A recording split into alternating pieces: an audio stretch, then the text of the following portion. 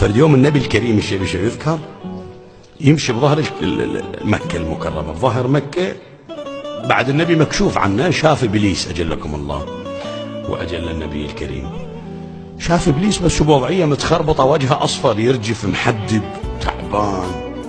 النبي ضحك ضوى عليه قال له: ها يا عدو الله، أراك بائس تعبان، شنو هالوضعية الرديئة اللي انت بيها؟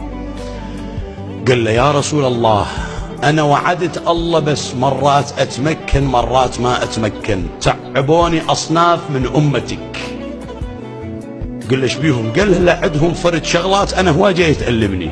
قال له: مثل ايش؟ قال له: أولا أتعب عليه وأريد أن أهدر الطبخة قولة تهنى للمعصية. أول ما يقعد الصبح يصادف واحد بالطريق يقول له: السلام عليكم. من يقول السلام عليكم واللي يجاوب يقول عليكم السلام، اثنينهم دخلوا في سلام الله تعالى، أصير أخاف أبعد عنهم. هسه بعض ناس عندهم حتى السلام عليكم صارت ما هي هلاو هاي صباح الخير جاي، ما أعرف بعد المكسرات عند بعض شبابنا مع الأسف. هذا واحد.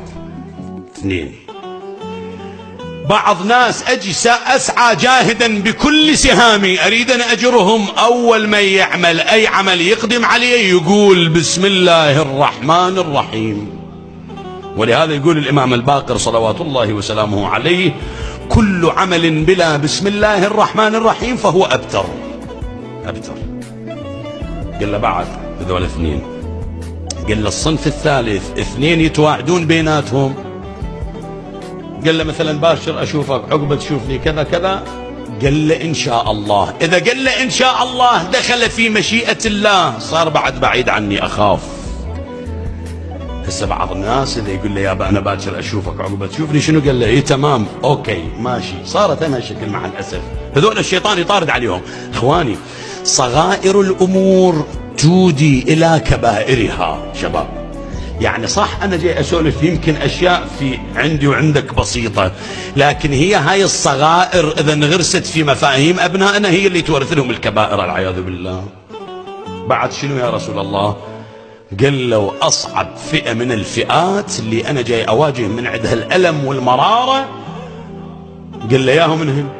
قال: فئة إن ذكرت أنت أمامها قالوا اللهم صل على محمد وآل محمد.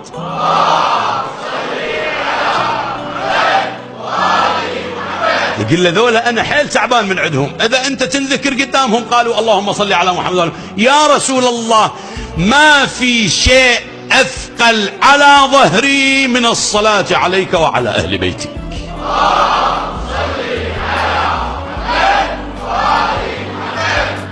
هذا كلام إبليس، يقول له: أثقل شيء على ظهري الصلاة عليك وعلى آلك. حقيقة ما أحد يحارب الصلاة على محمد وآل محمد إلا العتاة، إلا الطغاة، إلا المجرمين.